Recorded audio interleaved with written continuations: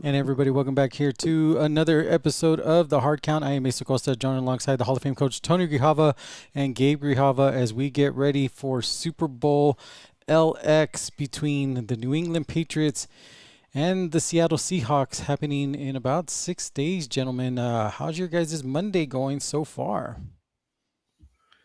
Going good, waiting for the last week of football. I'm worried about what I'm going to be doing after Sunday. That's my problem.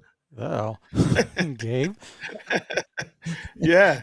No, no, I'm with him. It's like it's the last week, and we're coming to the end, and so yeah, what are we gonna do from now? Until football season next year. So next season. So it's gonna be fun. Last week to wait for this game, and then kind of have to figure something out after that. Right, don't worry. I think what is it? This is it the CFL might be starting. X is it still XFL? Or is that coming back? I That I don't know what it is, but I've I tried to think it's watch the that, but UFL. yeah, I just really can't get into it for some reason. I don't know. We'll see. Yeah, is it me spring either. ball? Spring ball it is. As we get ready here, before we get into our Super Bowl preview, we'll like to let you know what's on deck here at EP Sports Network. Again, we just started Tejano's baseball coverage here, coach, this past weekend. Tejano's Hmm. came out very, very impressive with victories over Trinidad State. The girls had a rough contest against Pima Community College, one of the top teams in the country as well. But great, great weekend of baseball had it over there at Isington Field and the softball field for community. Yeah, that's true for the Tejanos. Everybody was trying to figure out what to expect. We talked to Coach Susi, and he seemed to be looking forward to this season and being positive.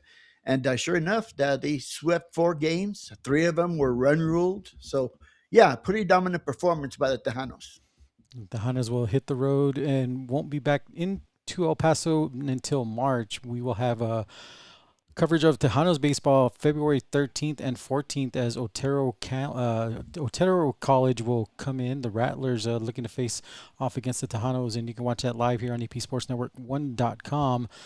Also, UTEP men's and women's basketball here getting ready for the month of February before they go to March Madness. Miners, guys getting back in the win column here. They will be wearing their special Mineros jerseys this Saturday. The girls will also be in action in their very special jerseys as well too, Gabe. Miner basketball, off to a rocky start this season, but looking to trend a little bit in the positive direction.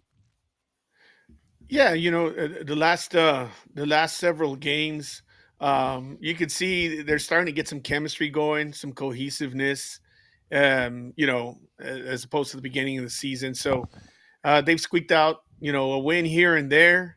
If look at the conference standings, I mean, it's kind of the same thing for everybody except for the three teams at the top. So they can get in the mix, maybe work towards maybe finishing middle to upper middle of the pack, and maybe get a decent seed for the tournament, because we know it's all going to come down to tournaments. That's what it's all about. So maybe they can hit their stride come tournament time. And UTEP beach volleyball getting ready to start their season as well. And of course, UTEP softball looking to start their campaign. Coach, they're going to have some very, very tough teams coming into the Sun City for the Diana Natalicio tournament. Oklahoma Sooners will be making an appearance here the next Hmm. weekend. That's going to be very, very a tough outing for the Miners, but great to see the one of the top programs in NCAA softball come to the Sun City. Well, these are perennial uh, number one teams that came in Oklahoma, Texas Tech. It's really solid softball that we will be able to see when those teams visit.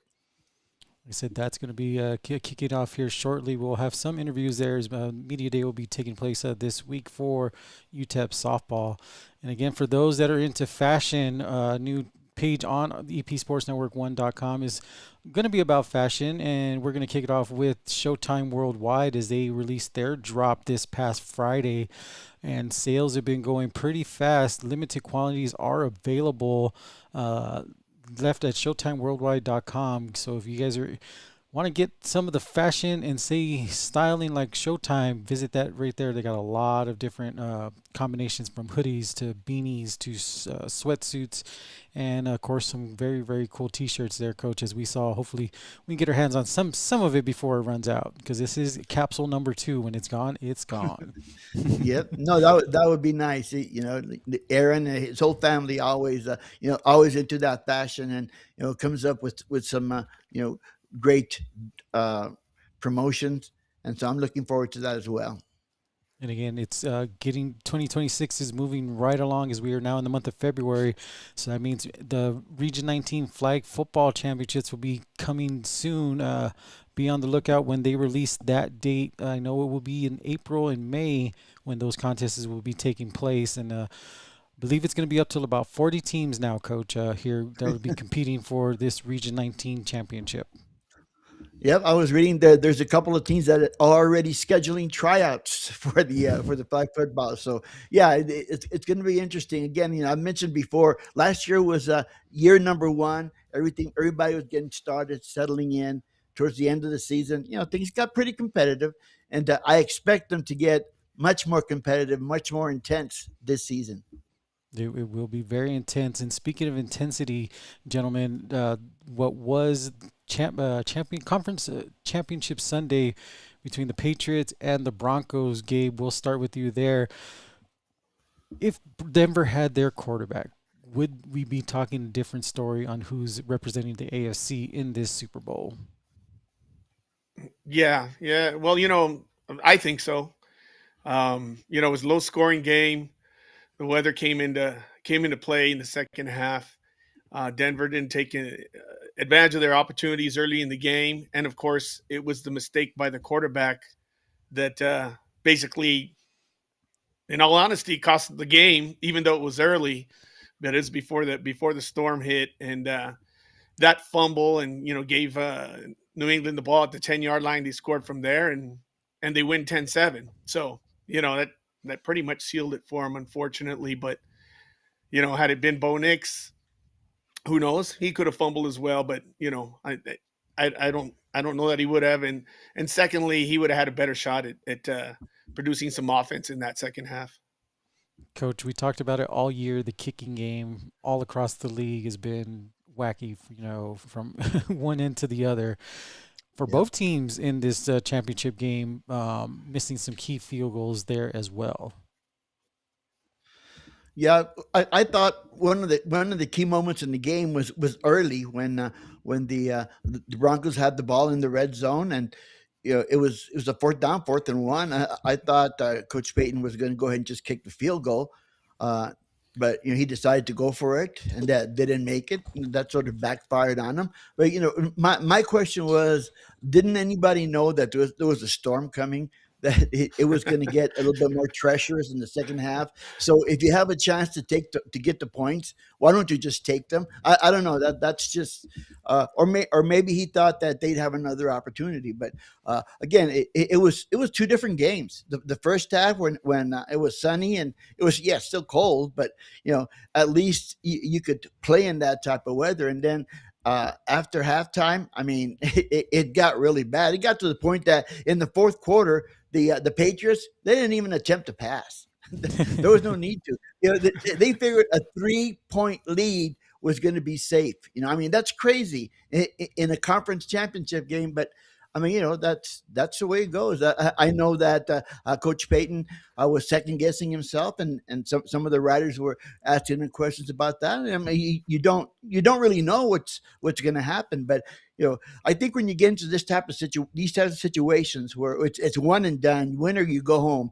You got to take advantage of the points. So again, that's just my thought. It was a 10-7 game, and again in the second half, weather had a lot to do with it, and the New England Patriots, played it the right way, and they escaped with a 3-point win.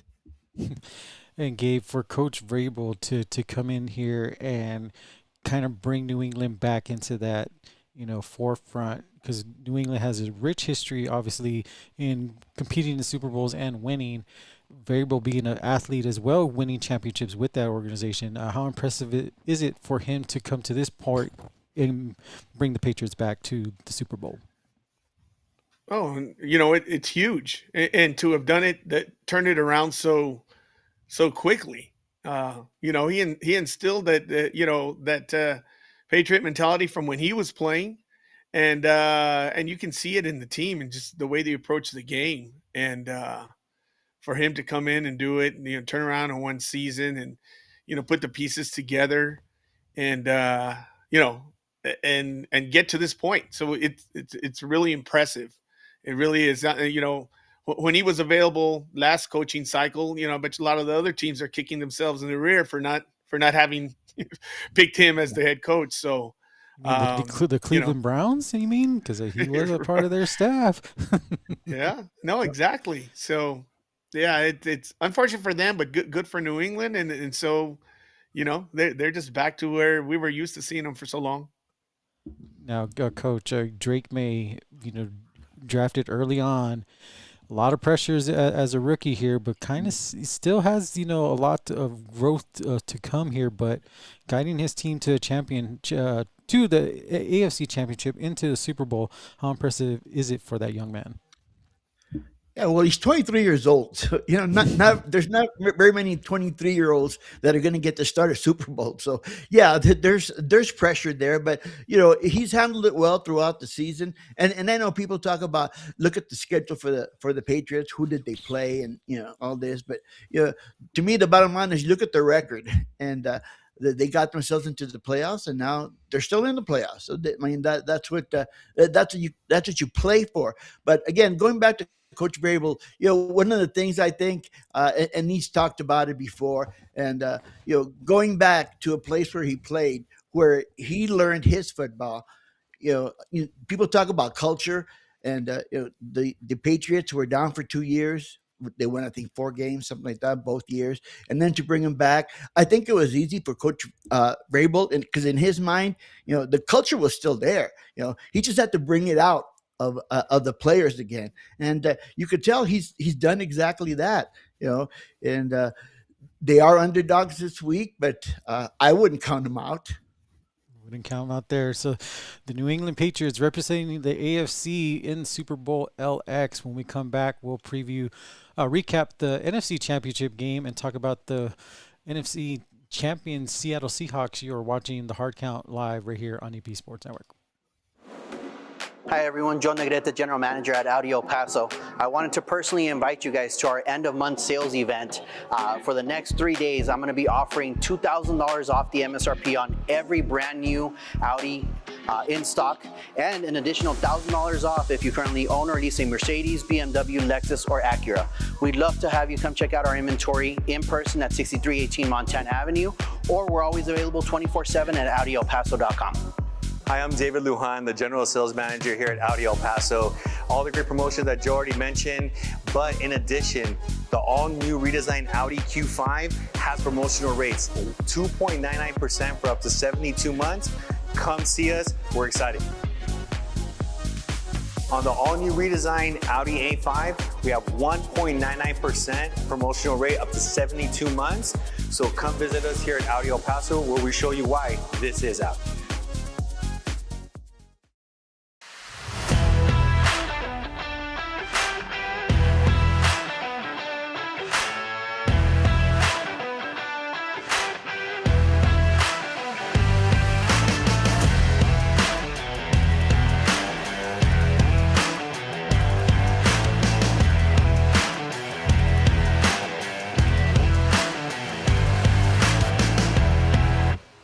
And welcome back to the Hard Count. I am Asa Costa, joining alongside the Hall of Fame coach Tony Grijalva, who's right below me, right there, and below him is Gabe Grijalva. Gentlemen, NFC, Gabe, you're heavily vested in this one. The Seattle Seahawks going on and putting an impressive win there to get the advancement to the Super Bowl there. Gabe, your thoughts on that NFC Championship game? Yeah, well, it was just what we thought it was going to be. It was 3 games this year, all of them, coming down to the wire, and this one was no different. It came down to which team, as we talked to going into the game, which team made the least amount of mistakes, and that's what ended up happening. Was the team that didn't make the big mistake was the team that won the game, and so that's kind of how we looked at it going into it, and that's exactly what happened. And there, Coach, for the Seahawks, what impressed you the most about them? I Oh, thought it was the play of Sam Darnold. I thought maybe since he really lacked experience, maybe he makes some mistakes, but he played mistake free football, and he led the offense, did exactly what he needed to do, and making passes, the sharp passes when he needed to, and handing the ball off when he needed to, and I thought that was a key to the Seahawks, especially getting that lead. The Rams had a shot. Obviously, I thought as my brother had talked about all season long, special teams for the Rams. I mean that hurt them again. That was gave them field position for the Seahawks, and you know it was an easy touchdown. So, but again, overall, and then defensively, I thought the Seahawks, the last 5 or 6 games, they've really upped their defensive pressure, and I think that's what. Although the Rams really didn't really have a hard time moving the ball between the 20s. The problem was getting into the red zone, especially on that last drive for the Rams, where they ran the ball once and then they threw it in the end zone 3 times, and there was just nothing. So again, credit goes to the Seahawks for that. No, Gabe, there with all the Stafford talk there, will he come back for another year? Getting up there in age, how concerning is it for you as a fan, to see, okay, are they going to pay their receivers that are up for, contract extensions? And then, okay, are they going to have which quarterback to throw to them? right. Yeah, that's something that came up last year as well, and so it's kind of become a little yearly thing. The good thing is, last year they signed Stafford to a 2-year contract, so he's under contract. So at this point, it's just a matter of whether he wants to come back this year, and uh, when you have what could turn out to be an MVP season, um, I find it hard for to believe that he would just walk away at this point, because he's playing as well as he ever has in his career. So he's got the talent. He was on the doorstep. Um, they were right there, and so I don't see why he wouldn't come back. And not to mention that Super Bowl's in SoFi next year, so they That's can true. shoot for having maybe a home game. But that's a long way away. A lot of things can happen, but I'm pretty confident he's going to come back. That is, that's a close one. It's a lot of money, but again, that's a lot of wear and tear on that body. And I'm trying to figure out how many years he's been playing. At least 10 years, close to right around there. Yeah, more. Yeah, More. More, yeah, That's yeah. right. yes. Because he Yeah, was playing with I think it's Megatron. closer to 16. I think something like that. Yeah. That's a Hmm. lot of years at that quarterback position there. So, gentlemen, as we move on here to the preview between Super Bowl LX, between the Seahawks and the Patriots, Coach, we'll start with you. For the Seahawks, what do they have to do to become successful and win a ring? But I think offensively, again, going back to Sam Darnold, because I think he is the key. If he can stay mistake free and let his team work for him, he's got a good running game with Kenneth Walker, and then of course he's got the best wide receiver in football in Jigba, and and then he's got Cooper Cup as well, and then that defense. I mean, right now to me he's in the perfect situation as long as he stays away from mistakes, and if he can do that, the Patriots. I mean, they're going to have to fight for everything they got, and that's going to be tough. I mean, I'm sitting here looking at it like from the coach's point of view. There was a little incident that happened in the game last week where the one of the Seattle cornerbacks was called for taunting. Sort of losing discipline. I mean, that sort of tells me they've got to control their discipline. So if I was New England, I get somebody to get on that hothead and sort of sort of make him lose his cool once again. Because if he did it once, he'll do it again. And the other thing that I noticed again, I'm looking at these things outside the actual game.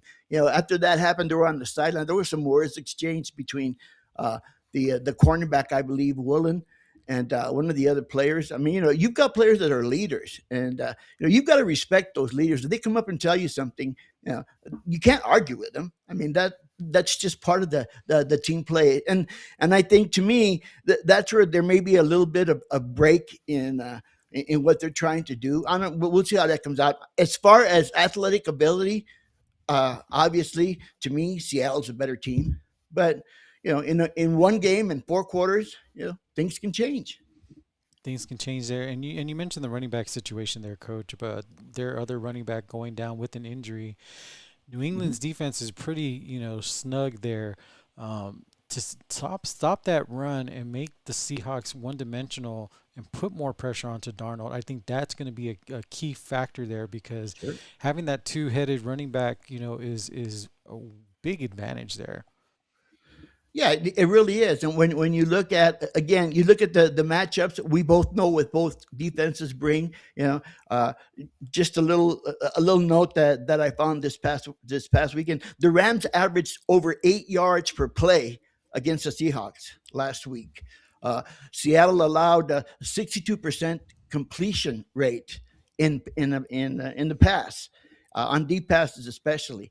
And so, when you're looking at that stat, if you're the offensive coordinator trying to attack the defense for Seattle, to me, that's where you're going to start. Now, you look at the wide receivers, the receiving core for the Patriots. I mean, you've got Stephon Diggs. He can be a little inconsistent.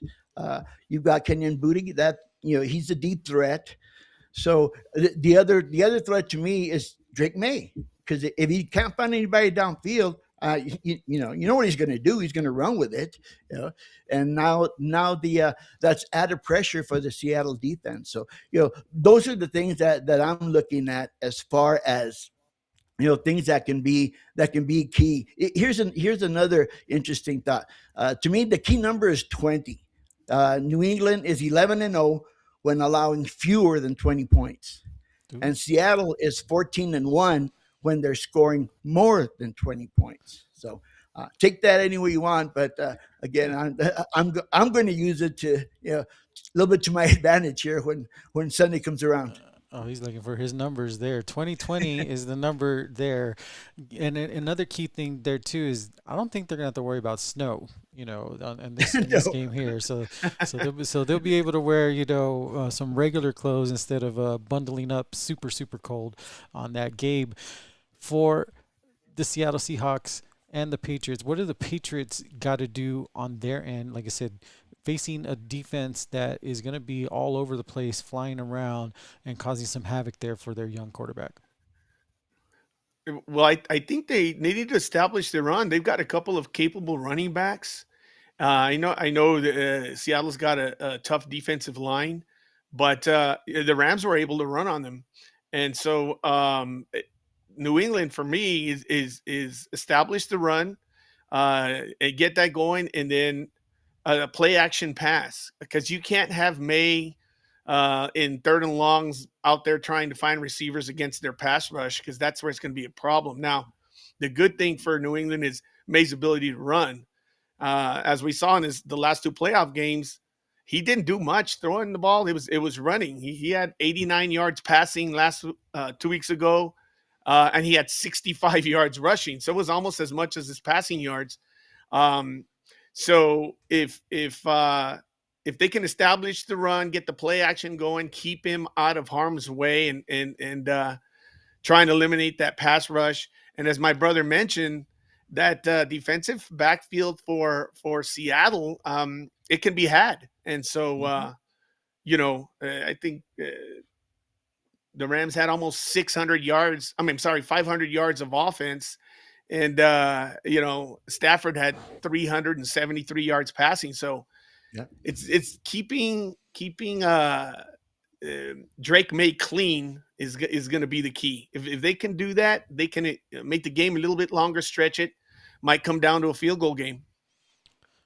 For Mike McDonald and of course Mike Vrabel, both defensive-minded coaches. Obviously, both teams giving up a lot of yards, but I think it's that bend but don't break mentality there. Like you said, the key number is 20. If they can get that 20 points there, I'm interested here when it comes to Super Bowl with the defensive mind coaches, because everybody here wants to see a shootout.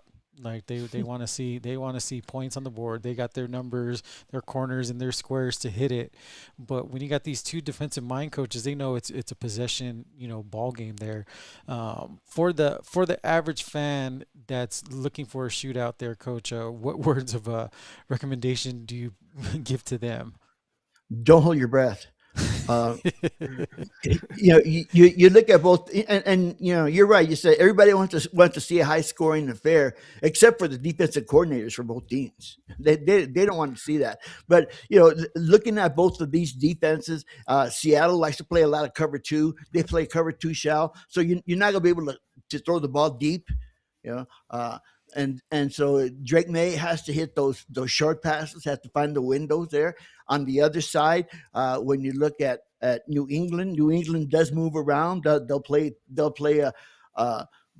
cover three, or they'll drop four, and they can be they're more susceptible to the long ball, and that's what worries me, because Najigba, that's what he likes to do the most. I mean, he'll run all kinds of routes. So it really doesn't matter. You got to find number 11. If you're the defense for the Patriots, you got to find number 11, and you better find him quick, because he's gonna, otherwise he's gonna hurt you. But I think the bottom line is going to be, if the Patriots want to have a chance in the fourth quarter, keep it close for the fourth quarter, they've got to disguise defensively in order to confuse Darnold.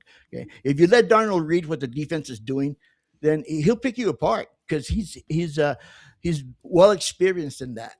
I think where he's had problems, looking back over the season, when he's had problems against the defense, it's been those defenses not that are tough against the run, but that disguise and move around. And sometimes that's hard to do. And then if the Patriots can put pressure on him in the pocket, then that's going to create problems. Of course, all of those are if statements. We'll have to wait and see on Sunday and see exactly what happens. I know Pittsburgh Steelers fans are looking at this game very, very closely, because the Patriots are trying to win Super Bowl number 8 on there, and I'm sorry, we're trying to win Super Bowl number 7. Matter of fact, the Patriots are appearing in their 12th Super Bowl. No other team has more than 8 appearances there. So Pittsburgh Steelers fans are kind of on shells here, because we've had that title of the most Super Bowls until the Patriots tied it up, but now they have the opportunity to break that there. Gabe, for the Patriots organization to be in so many Super Bowls, what do you credit that to? Well, a combination of things. Ownership, primarily. Great ownership, great front office. We've talked about the culture that they've established. So they have, that history. Once they establish that history, it's there. My brother alluded to that earlier. It's always there. It's always been there. So the front office trying to get the pieces together, and it's the ownership as well has a lot to do with it. He does what he needs to do to win. He provides the backing that's needed, to establish a winning mentality. So, it seems like that Brady was gone a long time ago. It's been a long time that they've been gone, so to speak, from this position, but it really hasn't been that long.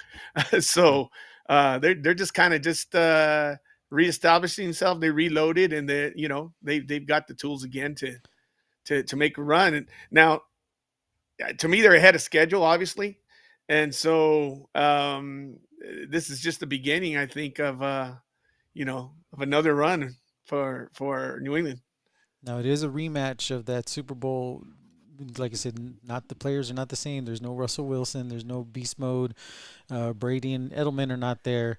But it is a new look here, like I said, as the Seahawks enter their 4th Super Bowl here.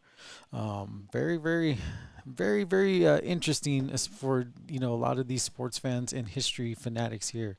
So, gentlemen, before we move on to the other segments here, I want your guys' predictions for who's going to win this one in San Francisco. Gabe, we'll start with you. Well, like I just mentioned, I think New England is they're playing with house money. No one expected them to be here. They're a little ahead of schedule, but I think they let's face it, they got some breaks along the way. The fact that they played a quarterback who hadn't played in like 3 years in their last game, and they squeaked it out by 3 points. That says a little bit of something. And so Seattle, I think just overall defensive line, ferocious defense. Darnold, as my brother said, can pick you apart. He's been consistent this year. And so, I'm going to have to go with the Seahawks. It hurts me to say, cause I'm actually not a fan of either team, but I don't want to see the Seahawks win, but I'm going to have to take the Seahawks, and I'm going to go 23-20. 23-20, close one there, Coach. Yeah, I'm pretty much the same way. I'll be rooting for the Patriots. I like the underdog here, but if you look at the overall makeup of both teams, Seattle obviously is much more superior. Of course, again, in the game of 4 quarters, sometimes you can't really tell that that's the case. But I think Seattle will be able to come out on top. I think it'll be like 24-21. That's 45 total. The over/under is 45.5. So that's another thing to think about here. Those odds makers, they know what they're talking about. Yeah. I'm going for my square and in any surrounding squares on there. Or yes, sir. Or if not, if anybody has some good nachos there. When we come back, we'll talk about all the new NFL head coaches. When we started the playoffs, there was a lot of openings there. And looks like there's no more left. When we come back, we'll talk about all that and a little bit more. You're watching The Hard Count right here on the EP Sports Network. Match your thermostat every season with the best looking thermostat in the market, the new Omega Air thermostat. Get in touch with us even faster with a single touch on our logo. Call us today to upgrade your T-Stat at 915-704-0234 or visit online at OmegaAirConditioningTX.com. Omega Air Conditioning, the call to end all your cooling and heating problems.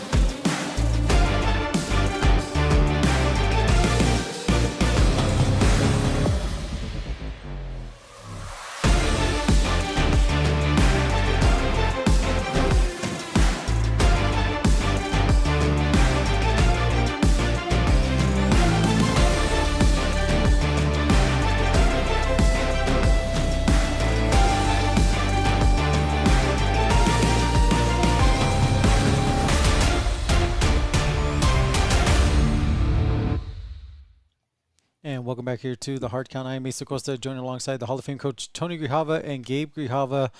Gentlemen, when the playoffs started, there was, about six head coaching openings there. But now, as we enter the week before the Super Bowl, looks like all those spots are filled up there.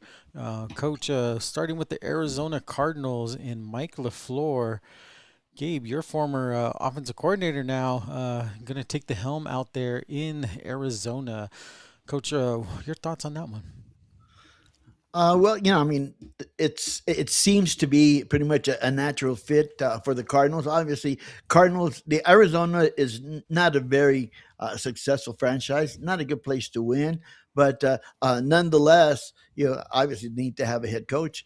The Rams did well. They have done well under LaFleur offensively. I mean, my only thought here is, maybe they could hire Matt Stafford as a player coach and give him the title of OC, and maybe they'll convince him to come back for another year. But yeah, it's going to be, for all of these openings, actually, there's still movement as far as coaches moving around to fill the other spots, the defensive coordinator, the offensive coordinator. But I think this is a good hire for a young coach. LaFleur is a young coach, and get his feet wet, and we'll see what happens as far as what the Cardinals are going to do offensively. I think they got some good receivers, some good weapons offensively, and maybe LaFleur can sort of mold them and get a winning season out of them. As we move to Atlanta, and for me, a surprising, I guess, one with the new GM or player personnel heading over there with Kevin Stefanski. Like what he did in Cleveland to get this job now in Atlanta, and they're so happy. For me, it's mind-boggling. Like it looked like it was a mess in Cleveland, and now here they're like, oh, he's going to be the savior here in Atlanta, and Atlanta was a mess too. Gabe, your thoughts on that? Yeah, I wasn't sure either what Atlanta was doing or what they were trying to go for at this point. I guess they saw those two-time Coach of the Year awards that he got earlier in his career there in Cleveland, and maybe that's what they're banking on. They had all the quarterback issues in Cleveland that were always a problem, and here in Atlanta, I don't know exactly what they're going to do. I know Penix was hurt. I don't know when he's going to be available. Kirk Cousins looks like he's just going to be taking over from the beginning of the season. So he has an experienced quarterback. Defensively, they were coming around towards the end of the season. They were looking pretty good. So, I don't know. I think it was just a safe pick. I think it was nothing, crazy outlandish. They went with the safe guy and hope he can turn things around there. It's safe unless there's a Sanders that goes into that building, then it might not be safe anymore there. Coach, a new look in Baltimore is Jesse Minter, the defensive coordinator from the Chargers, heading out there to Baltimore, taking over for John Harbaugh. Interesting move, I feel. I mean, you don't go after that marquee coaching. There's some available coaches there. You're going to try your hand on a new one, but the Ravens did that when they took over with John Harbaugh, so they're hoping they can strike gold a second time. Yeah, this is kind of puzzling to me because I've been listening to all these talk shows, and they say that Lamar Jackson, the quarterback, is going to have a say so in who the next head coach is. Josh Allen's going to have a say so in who his next head coach is, and all of a sudden the Ravens pick a defensive coordinator. I doesn't make any sense to me, but anyway, we'll see who Minter hires to run the offense because again, it is Lamar Jackson, and there is a lot of potential there offensively. Defensively they hadn't been playing very well, but I think they have the numbers and the players to play well. So I just thought it was kind of a puzzling move there. Yeah, moving over to Buffalo as they are about to embark in a brand new stadium, letting go of their coach and hiring Joe Brady there for Josh Allen gave some familiarity there for Brady. Buffalo had the key opportunity this year just kind of faltered at the end. What do you think of promoting Brady to this head coaching position? Well, speaking of safe, that's the safest thing you can do, really. They just promoted the offensive coordinator. Um, of course, he has a lot to do with Allen's success, and so they wanted to keep that going, I would imagine. So, as with a lot of these coaching vacancies and these hires, uh, to me, a lot of it is all depends on who the coordinators are going to be. Like my brother just mentioned, in this particular instance, what are they going to do on defense? As far as they got the offense covered. They've got Allen. They kept the coordinator and made him the head coach. Now, what do they do on defense? They stay pat. Do they, what they do there? So this was the safest of all the moves, and so obviously he got the approval of Josh Allen. So as my brother said, he was going to have a say. So I think his say was pretty clear.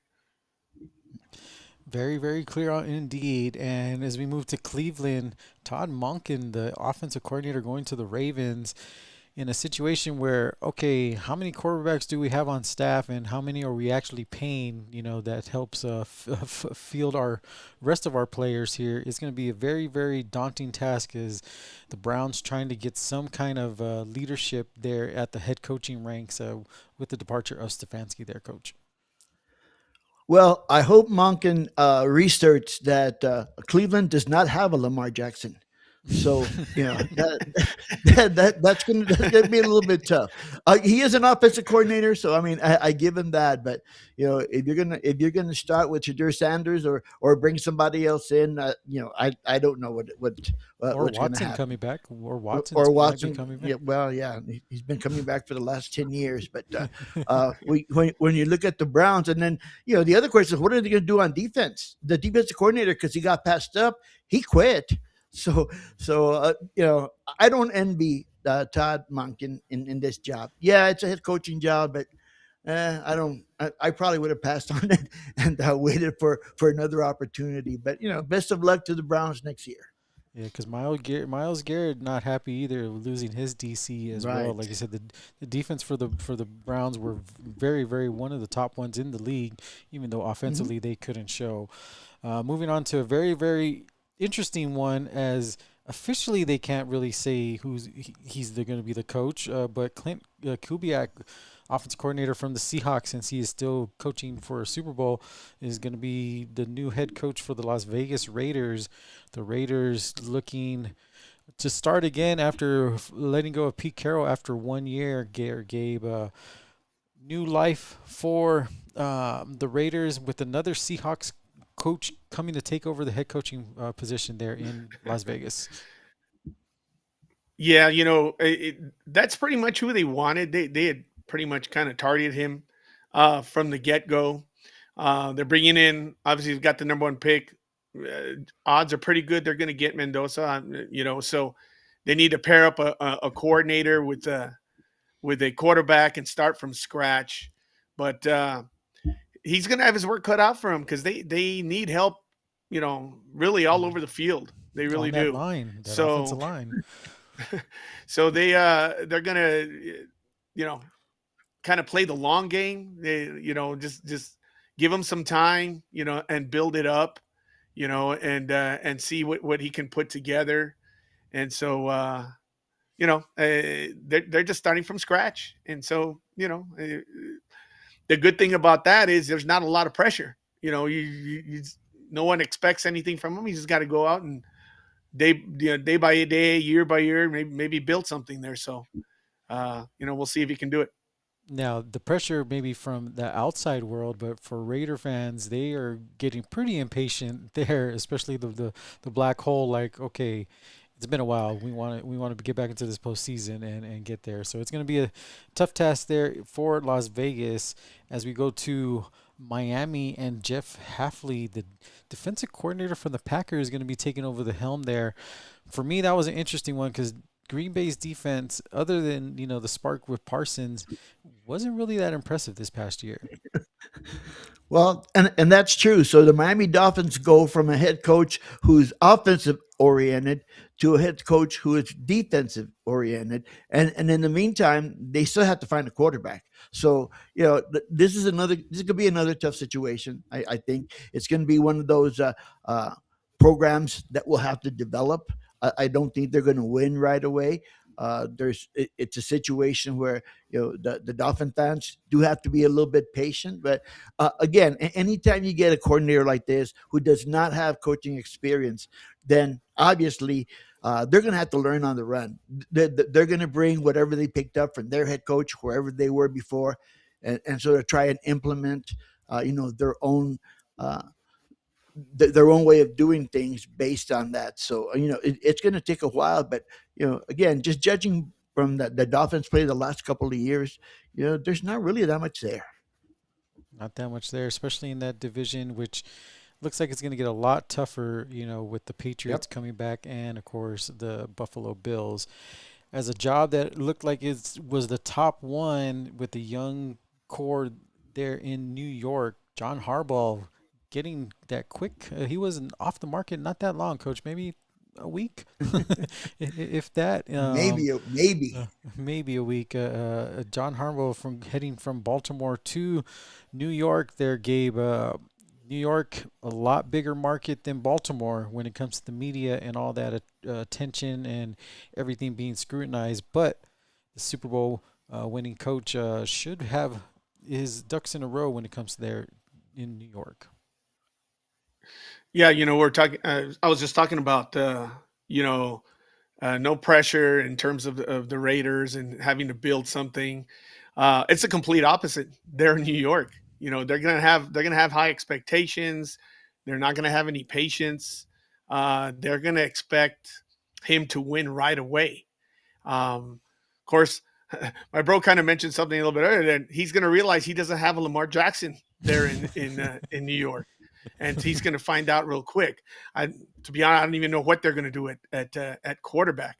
So, he's got a tough job ahead of him. And you mentioned the media market and so forth. They won't put up with a lot. So he's not going to have a lot of rope to play with. So it's going to be interesting how he develops the team all around. What's he going to do? As we say, quarterback, defensively, and put his stamp on the team. So, he has a great history, of course, but that was in another place with other players. So, I think that's a tough job for him. So we'll see what happens. Now, Coach, he has a good young group of players there, but he is going into a division where, even though the Cowboys have not advanced into the playoffs, they still can put up some numbers there offensively. And defensively, they've had their moments. Philadelphia, the same thing. They still have Barkley and Hurts there on the offensive side, and their defense, still hanging around. And the Commanders with Daniels, when he's healthy, he's a threat too. And Dan Campbell, getting his culture in that Washington area as well. So it's not an easy task there for Harbaugh. And like you said, you don't have Lamar Jackson there, and he's got to improve very, very quick. How tough is that for that coach? Well, if you stop and think about when he accepted the job for the Giants, there was a lot of other jobs opening. There was some that hadn't opened yet, also. But I think if you stop and look, at the personnel for each of those teams that had an opening for head coach. And I think that's part of what Harbaugh did. Where was his best chance to develop talent? And to me, and I still think it is in New York with the Giants. Jason Dart, he's an inexperienced quarterback, but he showed some promise.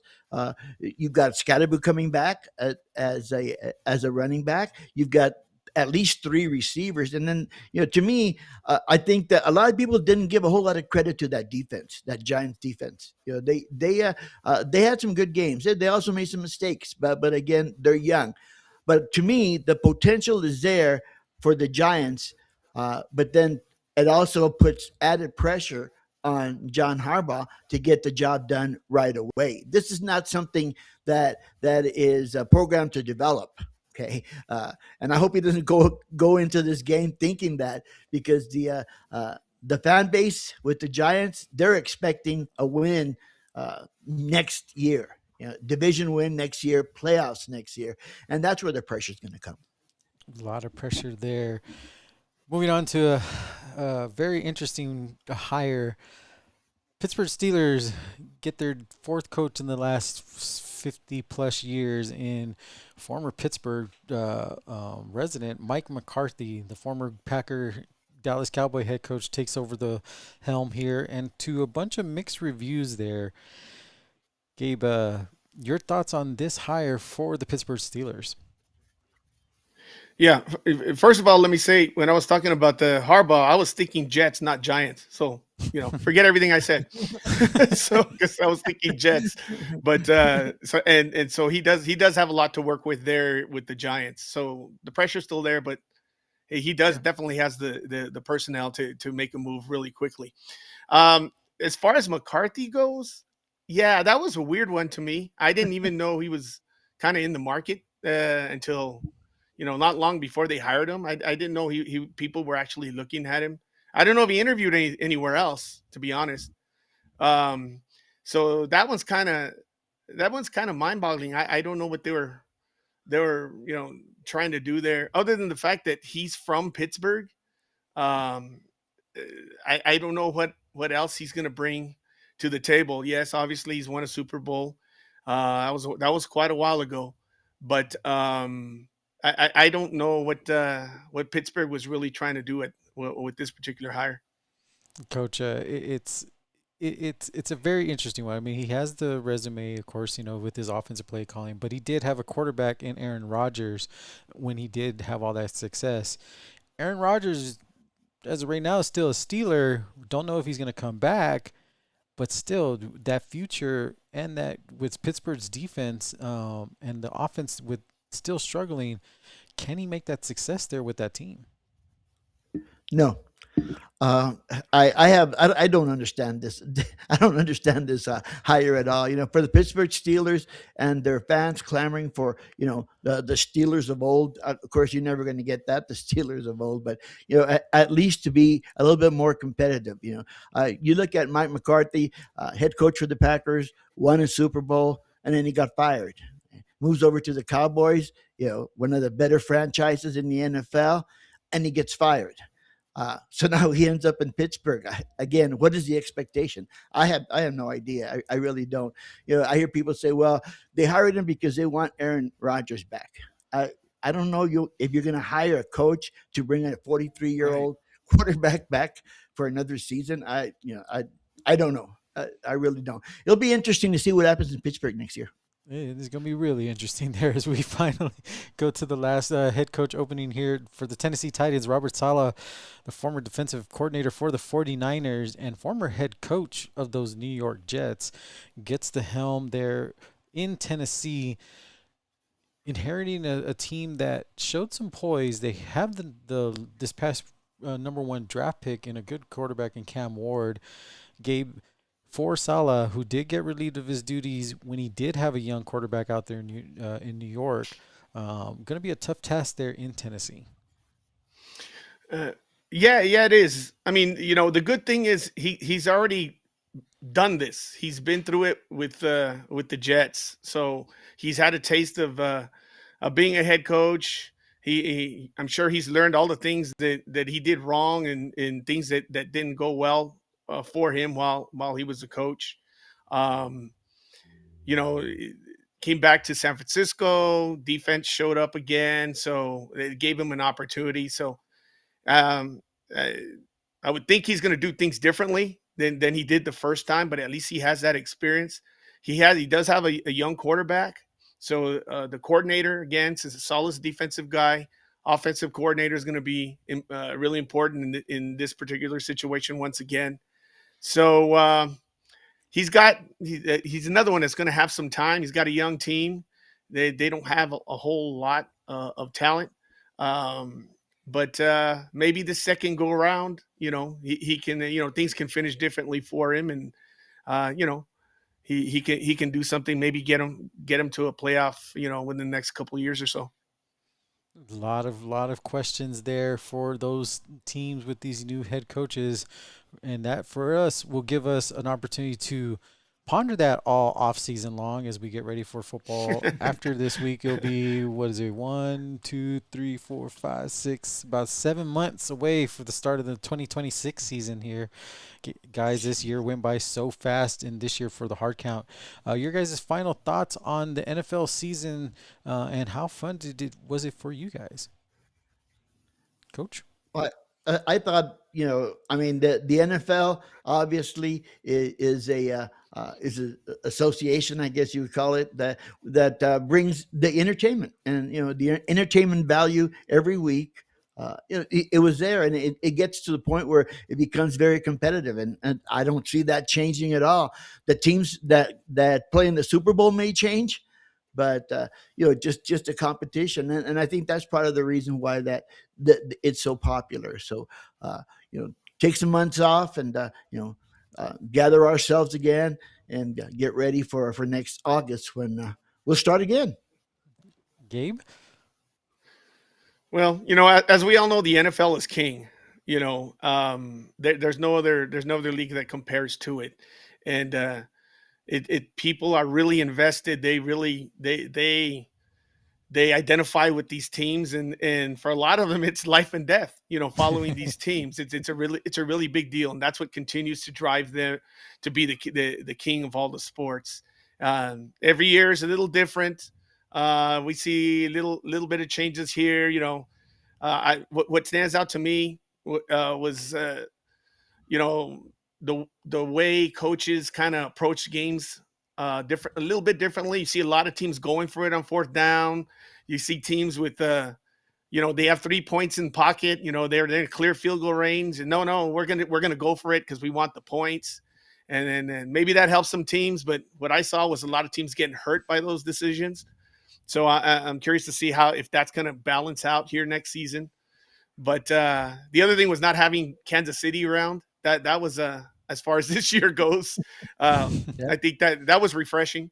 But at the end of the day, it's the NFL. It's its own individual season. It's going to change every year, and we're all going to be here for it. So I can't look forward to any more for next year than I am right now, the end of this season.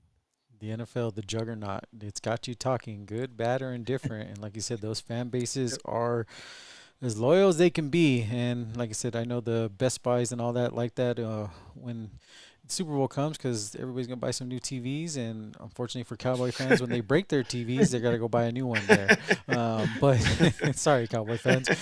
But again, like I said, overall been a great year here. Again, we want to remind you to tune in to EPSportsNetwork1.com for all the latest broadcasts that we have with currently in season for basketball. High school baseball and softball are about to get underway. Tejanos and Tejanas baseball and softball, as well as you see on your screen, the Run for Radiant is coming up here in March. Stay tuned for that. Like I says, we help raise funds for ultra rare disease research. Cool shirt there too. We'll put a link on there if you guys want to buy one of those nice cool shirts there in support for all those kids with ultra rare disease trying to find that research to help get a cure. So for the Hall of Fame coach Tony Grijalva, Gabe Grijalva, we thank you guys for tuning in this year from 2025 and 2026 of the Hard Count. Looks like I said we'll be back probably August for NFL action, gentlemen. So enjoy the time off. Hopefully your Rams, Gabe, will give you another good year. My Steelers, I don't know what's going to happen, but Coach will make sure your numbers are good and the kickers kick three plus field goals so you can get that as well. Looking forward to it. Yeah. So with that, guys, make sure to stay tuned. Yeah, August can't get here fast enough. So let's slow down. I'm not ready for August yet. So for the Hall of Fame coach, Tony Grijalva, Gabe Grijalva, we thank you guys for tuning into the Hard Count. We will see you guys next year or later on this year. Peace.